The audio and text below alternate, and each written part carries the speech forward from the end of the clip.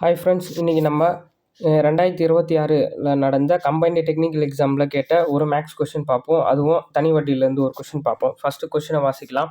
ரூபாய் 5600 ஆண்டுக்கு 6% தனி வட்டின்னு மென்ஷன் பண்ணிட்டாங்க. தனி வட்டி வீதத்தில் எத்தனை ஆண்டுகளில் 6706 உயரும்? ஃபஸ்ட்டு தனி வட்டியில் கொஷின் கேட்குறாங்க. உங்களுக்கு ஃபார்முலா தெரியணும். தனி வட்டிய ஃபார்முலா என்னது? Simple interest. ஓகேங்களா? PNR divided by 100. ஓகேங்களா? நம்மளுக்கு என்ன கேட்குறாங்க?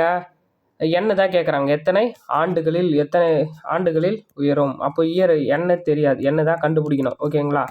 நம்மளுக்கு என்னென்ன கொடுத்துருக்காங்க? 6 கொடுத்துட்டாங்க. 6 எவ்வளோ? 6 தான் 6%. அதாவது ரேட் ஆஃப் இன்ட்ரெஸ்ட் 6%. ஓகேங்களா? அடுத்தது பின்றது பிரின்சிபல். அசல் எவ்வளோ? அசல்ன்றது 5600.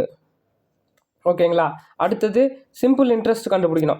சிம்பிள் இன்ட்ரெஸ்ட் எப்படி கண்டுபிடிக்குதான்? நம்மளுக்கு மொத்த தொகையாக கொடுத்துட்டாங்க. அதாவது வட்டியோடு சேர்த்த தொகை, அசல் ப்ளஸ் வட்டி தான் மொத்த தொகை.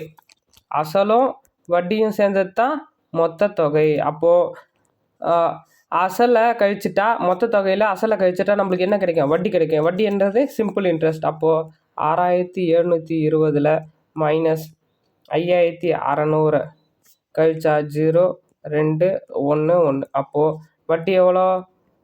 வட்டி 1120. ஓகேங்களா? இப்போ நம்ம இதை அப்ளை பண்ணலாம். பாருங்கள், நான் இதை டெலிட் பண்ணி உங்களுக்கு தனியாக ஒரு ஒயிட் பேஜில் போடுறேன். ஓகேங்களா? இப்போ ஃபார்முலா போட்டுக்கலாம். Simple interest is equal to PNR divided by 100. ஓகேங்களா? இப்போது வட்டி எவ்வளோ நம்ம கண்டுபிடிச்சா? 1120. அசல் எவ்வளோ? 5600. நம்மளுக்கு ஆண்டுகள் தெரியாது, என்ன தான் கண்டுபிடிக்கணும். இன்ட்டு ரேட் ஆஃப் இன்ட்ரெஸ்ட் எவ்வளோ கொடுத்துருந்தாங்க? 6% டிவைடட் பை 100. அவ்வளோதான். இதை சிம்பிளிஃபை பண்ணால் நம்மளுக்கு n கிடச்சிரும். ஃபஸ்ட்டு சிம்பிளிஃபை பண்ணலாமா? 0 0, இந்த 0க்கு இந்த 0 அடிச்சிடும். 2 0 2, ஓர் 56 56, 2 56 112. ஓகேங்களா? மீதி 20 இருக்குமா? அடுத்தது மீதி என்ன இருக்குது? n இருக்குது. n மட்டும் இந்த 6 இந்த சைடு வந்துன்னா டிவைடரில் வந்துடும். அப்போ 20 பை 6, 3 2 6,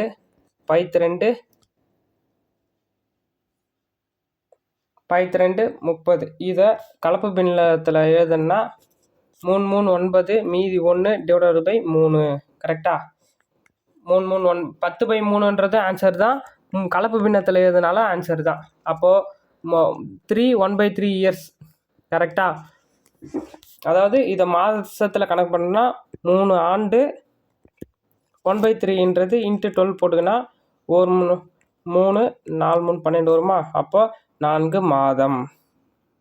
ஓகேங்களா? ஒரு சில டைமில் கலப்பு பின்னத்துலேயும் இருக்கும், இல்லை 10 டிவைடட் பை 3லேயும் இருக்கும், இல்லை இந்த மாதிரி 3 ஆண்டு 4 மாதம்.